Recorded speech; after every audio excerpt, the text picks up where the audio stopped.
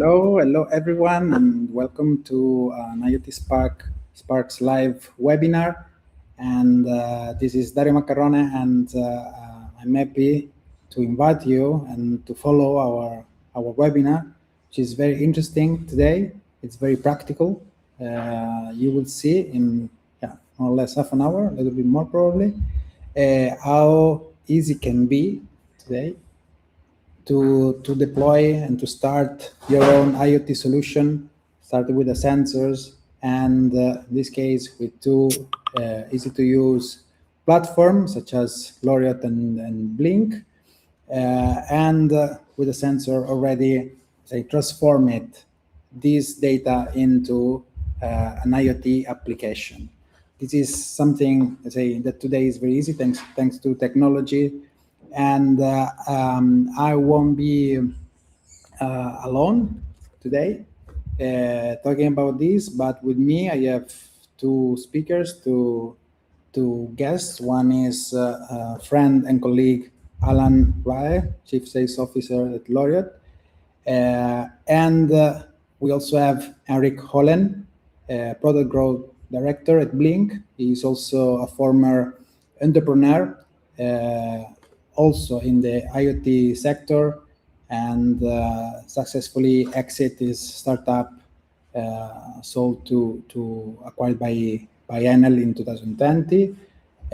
So both of them has together probably more than 20 years experience in the sector, and they also have one other things in common, which is they know the customer.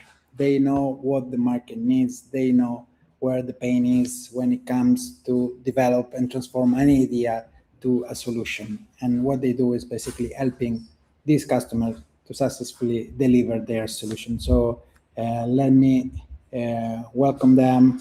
Hello, Alan. Hello, Eric. Welcome again. Thank you, Dario. So how are we going to proceed for this webinar? First of all, Alan and Eric will give a short introduction of what LORIOT and Blynk are and do.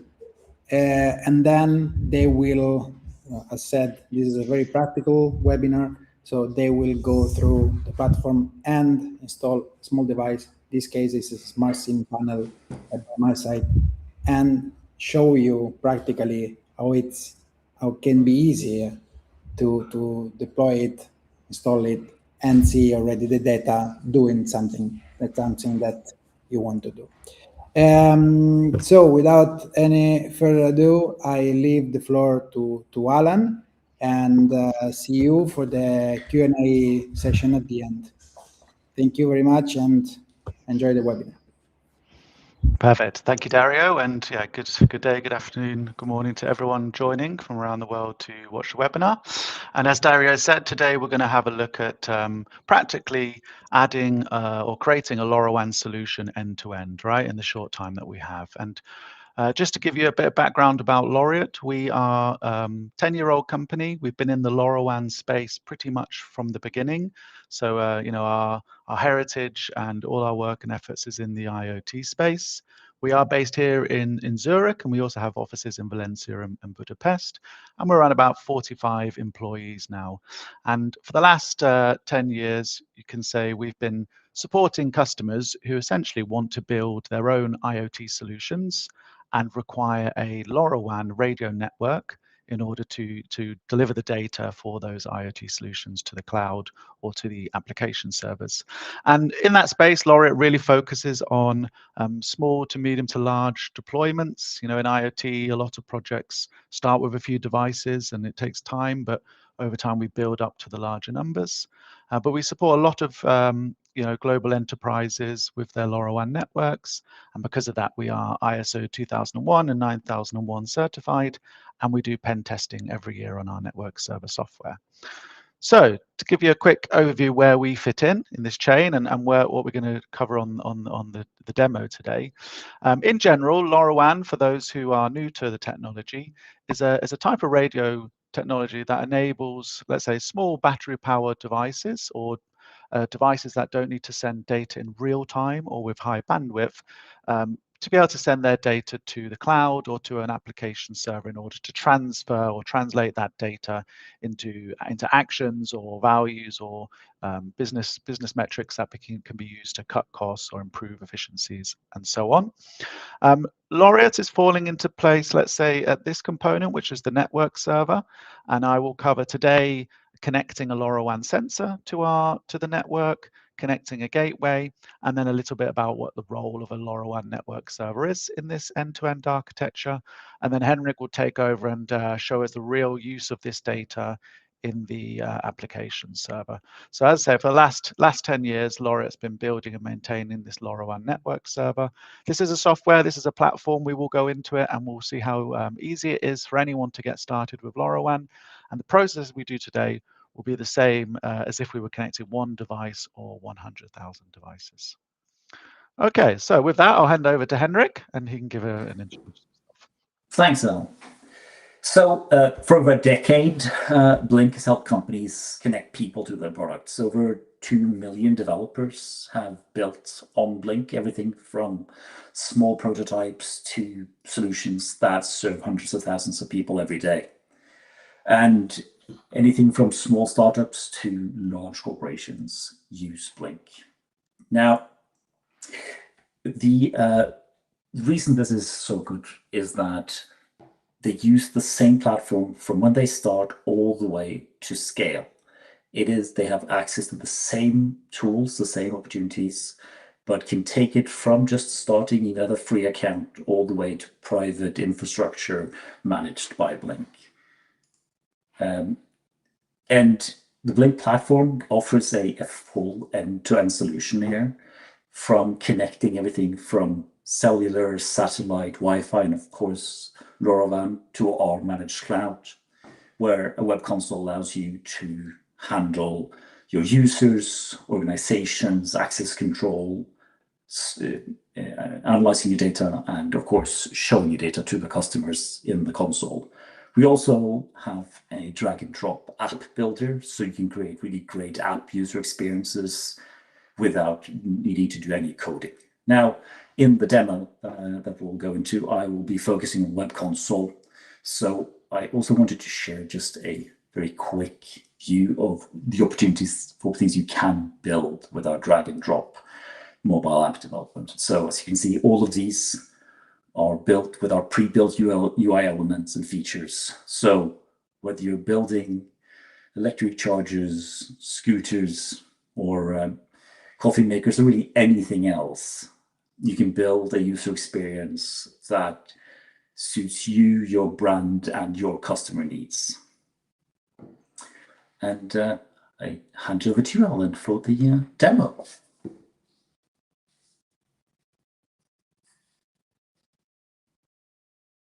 Overview both organizations. And now what we're going to do is, let's say, actually practically, in the short time we have, connect a solution together, right? So just to begin, as I mentioned, LoRaWAN network server is kind of that software in the middle of the chain that enables the hardware, the physical devices, to be able to connect to the cloud and forward their data to the cloud.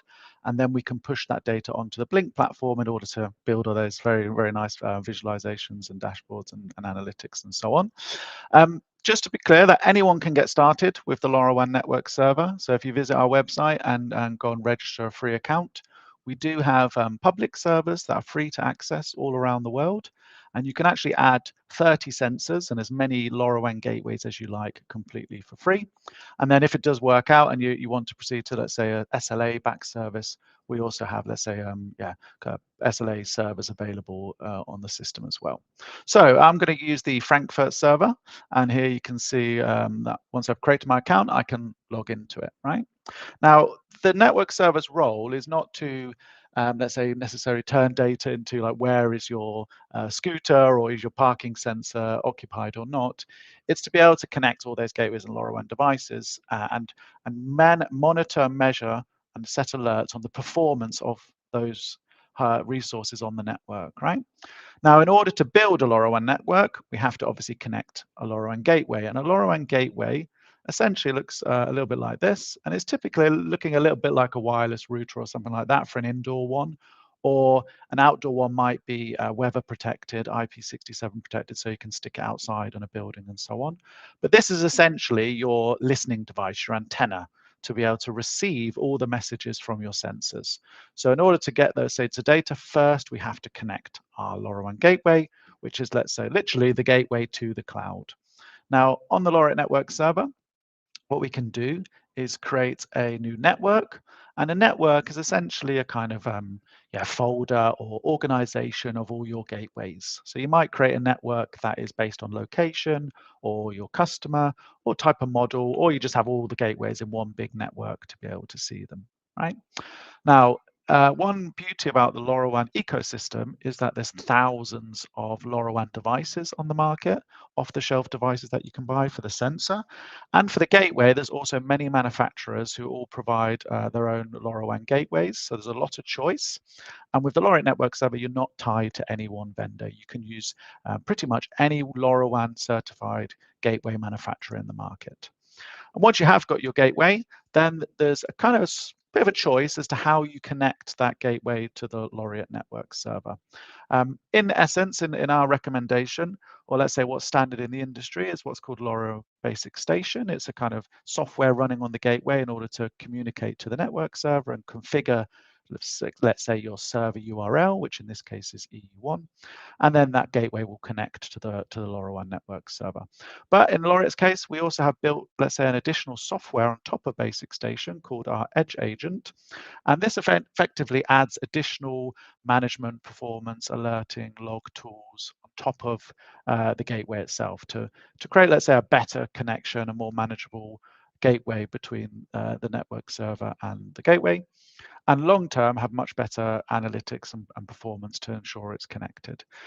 In short, typically to register your gateway, you need to obviously give it a name and add its gateway EUI or MAC address. And you can also add the location of the gateway. And then essentially it will register on the network server. There are a few steps to then configure the gateway to point to the server. But for this, for the time we have today, we'll jump to the device side. But we have got plenty of documentation on our documentation site and how to go through that step-by-step process of connecting your LoRaWAN gateway. But essentially, manually should be pretty doable within a few minutes. And there's also API available if you want to automate this process. And what you do for one gateway will pretty much be the exact same process as if you were doing it for 1,000 gateways. So it's very easy to scale and put these processes in like an automated methodology. Okay, so here I already have a gateway connected. So we can see my gateway is connected, it's online, it's telling me the latency to my network server. And effectively, it's now listening for a LoRaWAN device. There are lots of additional tools for my gateway. I can enable alerts to tell me if it's gone offline, if it has high latency. I can see some radio metadata on this gateway once it starts receiving packets. Essentially, this page is all about ensuring that this gateway is performing as it should and is there delivering data for my devices. And ultimately, if you've got thousands of gateway out there, you need to make sure they're all connected online. Okay, so once we've added our gateway to the network server and it's online, effectively, that gateway is listening for devices and it will forward any packet over its WebSocket connection to the network server. So the next step is to connect our device, right? We need to get some data into the server. So we can create an application. And an application, again, is a kind of logical folder for formatting of where you add your devices. It also has one more, let's say, element, which is it also determines where the data should be forwarded to for these devices registered within this application. So we'll cover that in a second. But as you can see here, I've already got some, let's say, historical data from the device I connected and what we're going to connect now. Some previous data I was testing earlier today. And now we can go through the process of adding a LoRaWAN device. So if we go to enroll a device, essentially all LoRaWAN devices follow pretty much the same process for registration. We need to know what version of LoRaWAN it is, and typically 99% of devices are version 1.0. And then the minor version, which will be provided by your manufacturer. You should be very easy to understand this. Then we can call our device, for example, sample. And in this case, I have a class A device, which essentially means this is a battery-powered LoRaWAN device. It transmits and then it goes to sleep. And it spends 99% of its time actually sleeping until it needs to transmit, or it detects an action where it needs to transmit. There is also Class C. These are battery-powered devices, so you can transmit and receive much more often on these. And power consumption is not really a constraint, right? So you can obviously send a lot more traffic and so on. However, with all radio and all LoRaWAN devices, there is a 1% duty cycle, which means your device is not allowed to transmit for more than 1% of the time in a day. Otherwise, let's say it's considered a very spammy device on the airways. And it wouldn't be good practice for all the other people who are using the 868 megahertz band, which is a free-to-use unlicensed spectrum for anyone to utilize. So the free, let's say, credentials we require for a LoRaWAN device, the device EUI, which is typically a 16-digit hexadecimal format, and a join EUI, and then eventually the app key, right? And this will basically provide the network server with the specific credentials for this end device. And now we've provisioned the device. If we go back here, at this step, now what I need to do, I have, as Dario mentioned, this MileSight device here, which is a kind of smart panel. I need to restart the device. So I'll use my mobile phone on the device. It has a kind of nice NFC capability. And then if we check the logs, you can see that I've created the device on the network. It's just rebooting, flashing at me a little bit. And then if we give it a second, the device will join the network. 2 seconds. Here we go. So what we can see in the logs is that the device transmitted what's called a join request. And this is a broadcast to say, is there a network out there that I can join and has the correct credentials for me? Our gateway received that information, and our network and forwarded it to a network server. The network server recognized this device because we've just registered it, and it's sent back via the gateway, so a downlink, broadcast that, and the device heard the downlink from the network server that it had the correct credentials. So now the device knows it's joined the LoRaWAN network, and it can happily, ideally, in best case, the next 10 years, just keep sending data, and I never have to touch this device again, which is one of the beauties of LoRaWAN, is that the operation effort required is very minimal once you get these devices set up in the field. And, you know, there's deployments of hundreds of thousands of devices out there, all communicating happily out in the field. So as you can see, I also sent a data up. So I clicked my device's button, and it's transmitted a payload to our network server. And it also includes a lot of radio metadata about how this device is performing, which gateway it used. Eventually, what will happen is we then need to forward the data to Blynk, right? At this point, we've connected our gateway, we've added our sense to the network, we've received data, but it's no good if it ends, the story ends here. We now need to use that data. Now, LORIOT can forward the data in its kind of raw JSON format, or it can send payload, the decoded data to Blynk, right? Now, in order to send that data to Blynk, we need to configure an output from the network server. Essentially, where do we want to push this data? And we have lots of different outputs available. You can pretty much connect any IoT platform using the standard APIs, HTTP and MQTT. And then you can also use pre-built existing platforms. And in this case, we're pushing the data to Blynk by putting in a custom URL that will be provided in Blynk. And then the Blynk platform will start ingesting all the sensor data that comes from the LoRaWAN network server. So hopefully, let's say in 5-10 minutes, we've managed to use our gateway to connect to sensor, receive data, and then push it to the Blynk platform. And we can replicate this for 1 or 100,000 devices, and all the data forwarded to the Blynk platform to now be used in the clever ways that Henrik's going to show you in a minute. Okay, so Henrik, data's coming to you now. Yes, thank you. Yes, so to use the data that we're now sending in the Blynk platform, you log in, you can use a free account and grow from there, and you need to create a template. So templates are essentially a description of what a product looks like. And in this case, we have a smart building sensor that I've set up already, and I've even generated a few devices of this. Now, the core of the template are these data streams. Now, data streams define what data comes from the device into Blynk. In this case, I've created a device that has temperature, humidity, battery, and signal. And you set these up as pins.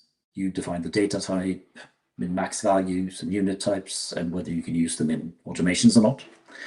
And then that is the basis of the device. Now, you can then create individual dashboards for each one of these devices, whether you're using a LoRaWAN device or any other type. You have a drag and drop setup where you can just pull and move devices or information around, define what you want to show.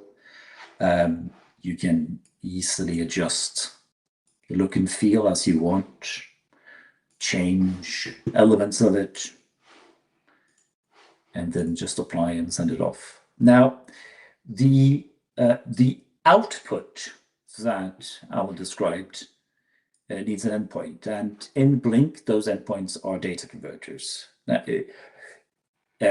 data converters is the way that Blynk can take in essentially any sort of data. You can just obviously create firmware if you have a device where you control the firmware of the device and it can talk directly to the internet. You can set up your firmware to send directly to Blynk, and we have a lot of software firmware that you can use to do this very simply.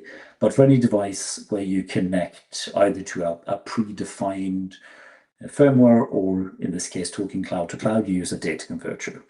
Now, the data converter can take any sort of incoming message and then use a small JavaScript function to convert that into the data streams you have.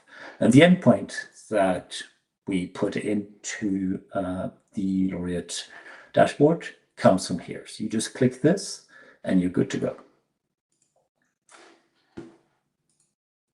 And now this template is created on my root organization, but within Blynk, you can create a wide sort of breadth and depth of organizations to help you structure both your customers' data or the locations or any sort of structure you need for your project. So I've created a particular project for my LoRaWAN powered smart building setup, where as you can see, all my devices are registered.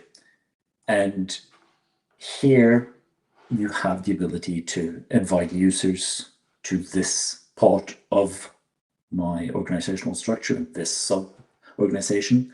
You can create very in-depth roles and permissions for the users you invite. There's a default 3 levels of users in Blynk: admin, staff, and user. So if you want to make sure that, let's say, staff can't delete users, you can just very quickly do that. You can set tags, you can create locations, and of course create automations based on the incoming data. But for now, given the time we have, what I want to show is the dashboards. So I showed you the dashboards per device, but for something like building automations, you don't need to just know the information that a single device shows. You want to see what your entire building looks like. So here I've created a, again, drag and drop dashboard for all my devices, showing details on the most important data here in an image, the devices online, aggregated data over time. Each device, I can show aggregated data, strength by device. And then I've also created, and of course you can create these per floor, a dashboard just for a single floor. So that when your team, if this is your building, when your team needs to understand where things are happening, they can very easily go in, look at conference room up here in the corner of this room. It's looking pretty good.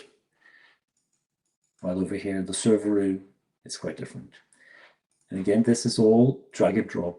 So if I want to edit this, realizing I'm not actually getting any events, I can just very quickly delete this widget, go over here, And instead, I just want to have metrics by device.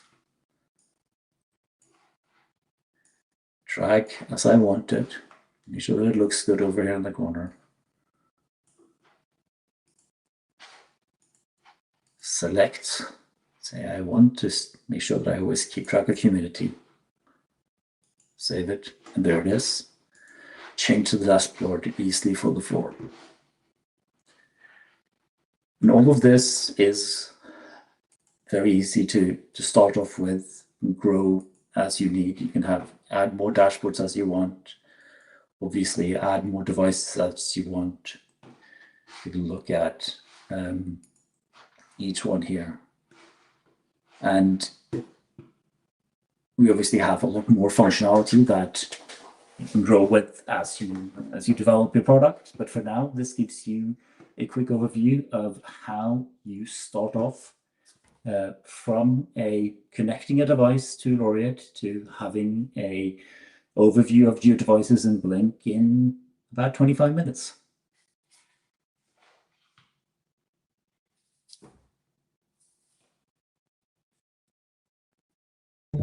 Here we are. Thank you to both of you. I think it was impressive, I would say, how quick can be to basically build little, in this case, IoT project, but of course, both platforms are built to large-scale solutions. So yeah, we can basically assure that. Now we have the Q&A session. We already have a couple of questions ready, but to be honest, as usually, it takes time for the people to write a question, and I of course invite all our audience to add more questions. I would like to spend 1 minute on promoting IoT Sparks.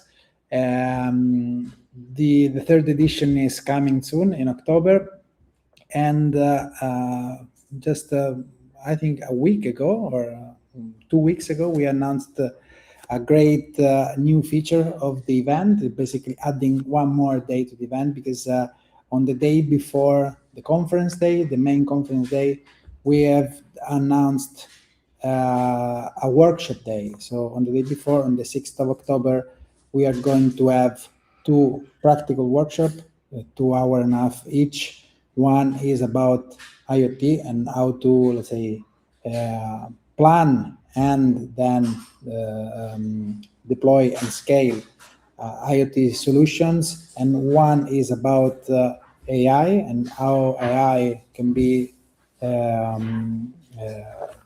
used in a company in a more, let's say, ordered way, not just using just tool. And the first workshop will be led by LoRiot, and the second will be led by IBM, and then the workshop will be followed by a small city tour and an IoT drink. So it's a nice way to already start the event and start connecting and working with the other attendees. And they, of course, the day after, we have the conference with the exhibition area, our interactive and demo areas, and of course, more networking opportunities. So this is important that the workshop day is, the workshops are, let's say, included, a limited seat and included in the event pass. And we will open the time to, let's say, book and reserve a seat on the workshop in September. So make sure you already have your ticket to IoT Sparks, so you can also attend the workshop. So now we can go back to our Q&A session. And as said already, we have a couple of questions. I also have one, so don't make me forget. So let's display the first one. I will also read it. This is probably, well, it can be addressed to both of you. Have you ever did long-running tests to see actual battery life for an active device? I can already say it depends on the use case, but yeah, please I don't know, maybe Alan or Eric. Yeah, so it's a good question. In general, LoRaWAN devices come with all different types of battery sizes, from let's say small button batteries to AAAs to larger 12-volt batteries. But the actual, let's say, 10-year battery life is not just a marketing term. It generally is real-world performance. And we've had LoRaWAN projects out in the field now to really see that in action, where they've been deployed for 10 years. And ultimately, what is very clever about LoRaWAN devices is they do spend most of their time sleeping, and then they wake up and transmit. So they're very good on power consumption. And depending on how often the device is transmitting, that's really the biggest factor on affecting battery life. So if you can imagine a device is sending every minute temperature, humidity sensor, okay, in that case, maybe you do get 2 to 3 years out of the battery. But as suddenly you change it to every 2 minutes, you double the battery lifetime pretty much. And if you're talking every 10 minutes, then yes, absolutely, you'll be able to get to 10-year battery life. The devices and the network server also report the battery life status to each other. So the network server can receive this information from the device to give us a percentage value or a metric value. And I'm sure this can also be forwarded to Blynk, and that can be utilized in the Blynk platform as well to display it. Eric, you want to add something to Alan's? No, just to support what Alan said. That of course you can, if you have the battery life data in the data that's forwarded to Blynk. That data is, as I showed in my example, you can display it in the dashboard, either creating unified dashboards that show this data per device, or of course create automations around it so that you get a warning if the battery falls below a certain level. Thank you. The next question is, okay, this is definitely for Alan. Does LoRaWAN support multicast sessions?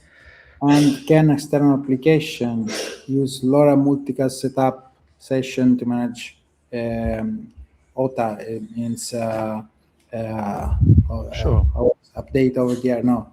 Exactly. Yeah. Okay. So in short, yes, it does absolutely support multicast sessions, and we can say in simple terms that you can create a kind of virtual device, and that you can use that virtual device just to program a downlink, and then when it's broadcast, all other devices can use the credentials of this virtual device in order to receive the message. So you do need a device that is also multicast capable, and can have this like separate credentials for multicast downlinks. And if you imagine, you can instruct, instead of if you had 1,000 devices, instead of sending each device one message to like turn on the light or dim a light or something like that, you can ask your gateways essentially just to broadcast one message, and all 1,000 devices will be able to interpret this message and do whatever actions required. With regards to the application server, absolutely, the communication to the application is bidirectional. So from Blynk, you can also instruct the network server to send downlinks for devices, whether that's a unicast or multicast instruction. So you essentially program a API call down to the device to deliver a payload, and then select whether you want that to be a unicast or multicast broadcast.